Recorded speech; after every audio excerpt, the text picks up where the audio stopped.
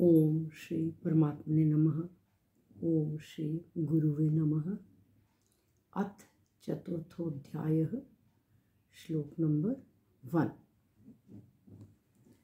इस अध्याय में ज्ञान कर्म संन्यास योग के बारे में बताया गया है और ये श्लोक है हमारा पहला।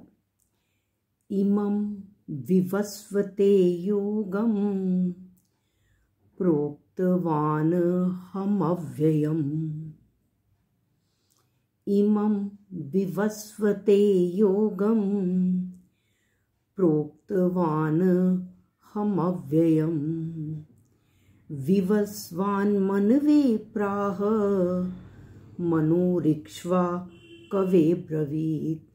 विवस्वान् मनवे प्राह मनोरिक्ष्वा कवे ब्रवीत्। इसमें भगवान श्री कृष्ण कहते हैं, इमम, इस योगम, इस कर्म योग को, अव्ययम, ये वर्ड है इसमें सेकंड पार्ट में, प्रोक्तवान हम अव्ययम, प्रोक्तवान प्लस अहम प्लस अव्ययम। प्रोक्तवान का मतलब कहा या बताया, अहम मैंने, अव्ययम अविनाशी। भगवान कहते हैं, अहम इमम अव्ययम योगम, मैंने इस अविनाशी कर्म योग को विवस्वते, इमम विवस्वते, इमम के बाद का वर्ड है विवस्वते, सूर्य से प्रोक्तवान कहा था। भगवान कहते हैं सबसे पहले मैंने ये कर्म योग का उपदेश सूर्य को दिया था। विवस्वान मनवे प्राह, विवस्वान ने, विवस्वान का मतलब सूर्य, सूर्य ने मनवे अपने पुत्र मनु को प्रोक्त, इसका उपदेश दिया। पहले भगवान ने इस कर्म योग का उपदेश सूर्य को दिया, फिर सूर्य ने अपने पुत्र मनु को दिया। मनु ऋक्षवा कवे ब्रवीत, मनु प्लस इक्ष्वाकु प्लस अब्रवीत। फिर मनु ने अपने पुत्र राजा इक्ष्वाकु को यह कर्म योग का उपदेश दिया। भगवान ने इस श्लोक में सूर्य, मनु और राजा इक्ष्वाकु का उदाहरण देकर ये कहा कि ये सभी गृहस्थी थे। इन्होंने गृहस्थ में रहते हुए कर्म योग के द्वारा सिद्धि प्राप्त की। कर्म योग क्या है? कामना, ममता, आसक्ति और कर्तृत्व अभिमान से रहित होकर कार्य करने को कर्म योग कहा गया है। और कहा है कि कर्म योग में स्थित होकर जब हम कार्य करते हैं तो हमें सदा रहने वाली शांति प्राप्त होती है।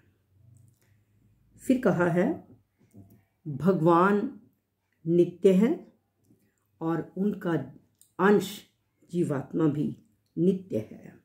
भगवान के साथ जीव का नित्य संबंध है।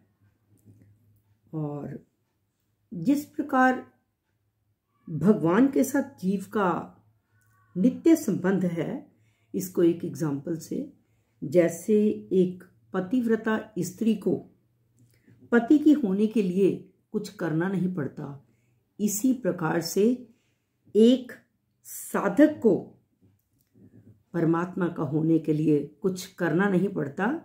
परमात्मा का तो वो है ही, क्योंकि वो परमात्मा का अंश है। परंतु ये अनित्य क्रिया, पदार्थ, घटनाएं, अर्थात अनित्य अर्थात नाशवान, जो रहने वाली नहीं है, इनके साथ अपना संबंध जब ये बना लेता है जीवात्मा, तब वह परमात्मा से विमुख होता हुआ चला जाता है।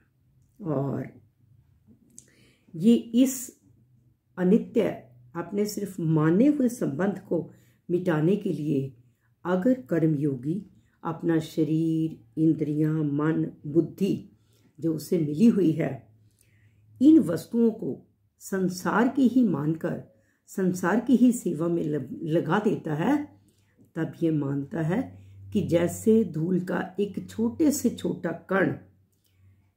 कण भी विशाल पृथ्वी का ही एक अंश है, इसी प्रकार यह शरीर भी एक विशाल ब्रह्मांड का ही अंश है। ऐसा मानने से उसके कर्म संसार के लिए होने लगते हैं और योग उसके अपने लिए होने लगता है, अतः उसका नित्य योग का उसे अनुभव हो जाता है। और फिर एक एग्जाम्पल सूर्य का दिया। भगवान कहते हैं कि जैसे सूर्य सदा चलते ही रहते हैं, अर्थात कर्म में लगे ही रहते हैं, सबको प्रकाशित करने पर भी स्वयं निर्लिप्त रहते हैं, सूर्य से सभी को प्रकाश मिलता है। इसी प्रकार इस सूर्य को देखते हुए, सूर्यदेव भगवान को देखते हुए साधकों को भी प्राप्त परिस्थिति के अनुसार अपने कर्तव्य कर्मों का पालन स्वयं करते रहना चाहिए। किसी प्रकार भी किसी में हमें कर्मयोग में स्थित होकर अपना कार्य करता रहना चाहिए, अर्थात कामना, ममता, आसक्ति और कर्तृत्व अभिमान से रहित होकर हमें अपने कार्य करने चाहिए। और आगे कहा है कि जैसे गृहस्थों के लिए ये कर्मयोग जो है वो खास विद्या है। ब्रह्मचर्य, गृहस्थ, वानप्रस्थ और संन्यास, इन चारों आश्रमों में गृहस्थ आश्रम को मुख्य कहा गया है और गृहस्थ आश्रम से ही अन्य धर्म बनते और पलते हैं। मनुष्य गृहस्थ आश्रम में रहते हुए अपने कर्तव्य कर्मों का पालन करके आसानी से परमात्मा की प्राप्ति कर लेता है और उसे परमात्मा प्राप्ति के लिए अपने आश्रम को बदलने की जरूरत नहीं है। भगवान यही कहते हैं कि गृहस्थ आश्रम में रहते हुए अपने सहज कार्यों को करते हुए हम नित्य प्रति अपनी ड्यूटियों को निभाएं। और गृहस्थ होने पर भी अर्जुन अपना कर्तव्य कर्म अर्थात युद्ध को छोड़कर, अर्जुन ये कहता है कि भिक्षा के अन्न से जीविका को चलाना मैं श्रेष्ठ समझता हूँ। तो कहा है कि अपने कल्याण के लिए गृहस्थ आश्रम की अपेक्षा संन्यास आश्रम को अर्जुन श्रेष्ठ समझ रहा है। इसलिए कहा गया है कि गृहस्थ आश्रम सबसे श्रेष्ठ है। हम गृहस्थ में रहकर अपने नित्य प्रति कार्य, सहज कार्यों को करते हुए हम उस परमात्मा की प्राप्ति करें। अर्जुन क्षत्रिय है और क्षत्रिय का कर्तव्य है युद्ध में पूरी शूरवीरता से लड़ना, लेकिन मोह के कारण अर्जुन के अंदर इतनी कायरता आ गई कि वह ये कहने लगा कि मैं युद्ध नहीं करूँगा। जबकि कहा जाता है, भगवान कहते हैं कि जिसका जो कर्तव्य कर्म है वह अपने उस कर्तव्य कर्म को निभाते हुए उस परमात्मा की प्राप्ति करे। और कर्म योग में हमें किसी का आश्रय लेने की आवश्यकता नहीं है। हमें प्राप्त परिस्थिति के अनुसार जो भी परिस्थिति हमें प्राप्त हो जाए उसमें कर्मयोग का पालन करना चाहिए। और कर्मयोग के अनुसार किसी कार्य में आवश्यकता पड़ने पर किसी की सहायता कर देना सेवा है। किसी की गाड़ी खराब हो गई, उसमें उसकी सहायता कर देना, ये भी एक प्रकार की सेवा है। लेकिन जो व्यक्ति जानबूझकर कार्य को खोज कर ये सोचता है कि मुझे सेवा का मौका मिले, ऐसा नहीं। हमें प्राप्त वह कर्म करता है लेकिन वो सेवा नहीं गिनी जाती। लेकिन हमें जिस तरह की भी परिस्थिति हमें मिल जाए उसमें हम जब किसी की सहायता करते हैं उसको सेवा गिनी कहा जाता है। जैसे रास्ते में कोई गिरा पड़ा है, उसको हॉस्पिटल तक पहुंचा देना, उसको किसी तरह से अगर दवाई के पैसे अरेंज नहीं कर सकता वो अरेंज करवा देना, ये सेवा गिनी जाती है। तो जो कर्म योगी है वो ना तो परिस्थिति को बदलता है ना परिस्थिति को ढूंढता है, वह तो जो प्राप्त परिस्थिति है केवल उसका सदुपयोग करता है, और प्राप्त परिस्थिति का सदुपयोग ही कर्मयोग कहा गया है।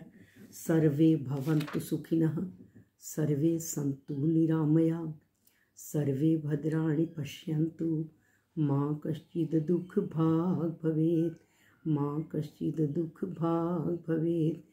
गौ माता की परम कृपा से सुख समृद्धि का बसेरा, गौधन से दुख दरिद्र भागे, सब ग्रंथों का सार घनेरा। बोल गौ माता की जय। ओम श्री कृष्ण अर्पणम अस्तु।